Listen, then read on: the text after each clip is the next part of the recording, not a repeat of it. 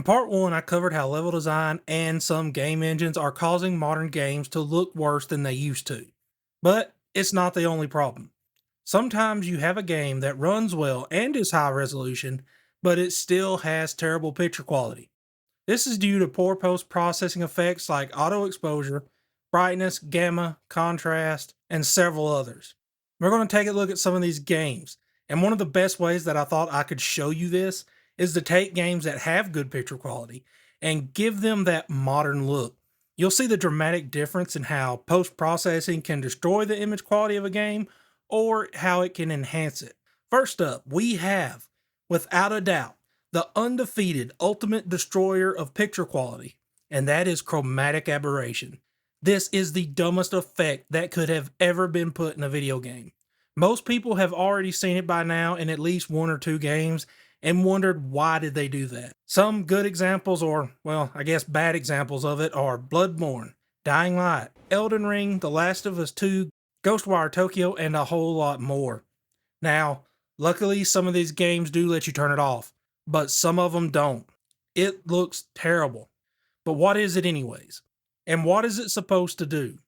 And this is where it gets even dumber as an effect. It is supposed to replicate a camera lens, but the biggest problem with this is that it is replicating a bad camera lens. This is something that when it happens, it's time to get a new lens or a new camera. This is an effect that you should never see. What's worse is I've even seen it in movies now where they are purposely putting it in. It's stupid. It completely blurs the image and ruins it. Another way that I know some people will recognize what it looks like is from rear projection TVs. When those colors were out of alignment coming from the projector, it would end up with red and blue lines coming out of the sides of the image. It also happens to be about the same type of effect that they used to make classic 3D games and movies with. The ones where you had to wear the little red and blue glasses. There is nothing good about it. It only damages what the developers spent so much time to work on. This is the biggest and by far the most destructive thing to apply to a video game for its picture quality, and it needs to stop.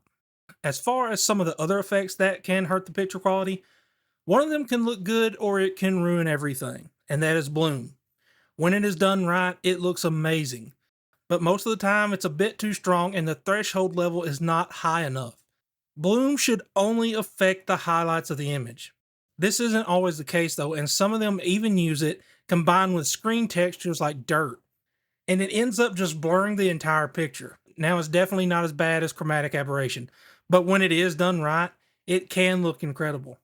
But that is very rare. Look at Dark Souls 3. It has a very low threshold for bloom, causing a hazy effect on the entire screen. You can replicate this look in Demon Souls Remake through the photo mode, and it just looks bad. Like someone smeared oil on the screen. Does anybody remember how awful GTA 4 looked? It was the same way. This is also part of that washed out look that we hate, but it's not the only reason. So I'm going to try not to go too technical here because I could spend a lot of time on it. One of the things that these studios need to have is proper brightness and gamma standards. Most games have terrible brightness patterns, and often the gamma setting is used as a general brightness control.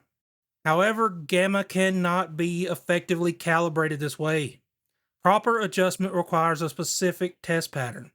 Then there is contrast, which is made worse by the use of auto exposure. At first it was designed to help you see in dark areas of the game, but now a game might have good contrast, but the auto exposure dims or the game has bad contrast and it just boosts the overall brightness level, causing a washed out picture.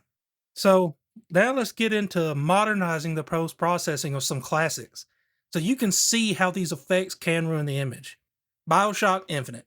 This one is a great one to show off because the game has a very clear image and great picture quality. Let's make it ugly, or let's make it a modern game. Let's give it the same visual appearance as, say, something like Final Fantasy 16.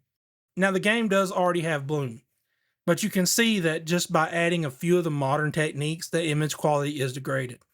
Here's Max Payne 3. At first glance, you'll think, hey, that looks pretty good with those effects on it, not too bad, until you see what the original picture quality is. It is such a drastic, diminished difference compared to the original one. And this is what is happening to games like Final Fantasy 16 and others. One of the interesting things that I've noticed while doing this is that it's not just a single effect, it's a combination of all of them together that cause the problems. And they can look really good if they are done correctly. Well, besides Chromatic Aberration. There's no hope for that one. Now, a lot of these games also have HDR lighting. Not the HDR that your TV does, but it is how the game engine renders light in a high dynamic range. When it first started with games like Half-Life 2 and others, it was designed to create highlights for bloom effects. Now it is a full image effect. Sometimes it ruins contrast if it is not done properly.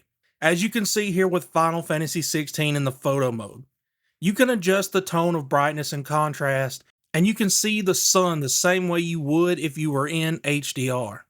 They are basically remapping the HDR image down into a SDR image. And this is why Final Fantasy 16 is so dark all the time, even during the daylight segments. Just look at how much better this game looks by just adjusting those settings to higher values.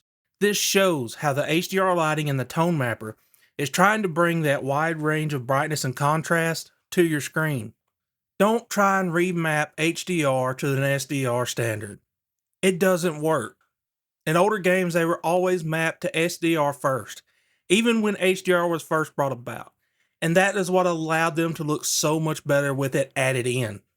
Now it seems to be going in the reverse direction. There you have it. My thoughts on why we need to be more critical of how post-processing is impacting the visuals in our games. Hopefully we can see a shift that starts prioritizing picture quality. Let me know what you think down in the comments, and would you kindly leave a like and subscribe, and I will talk to y'all later.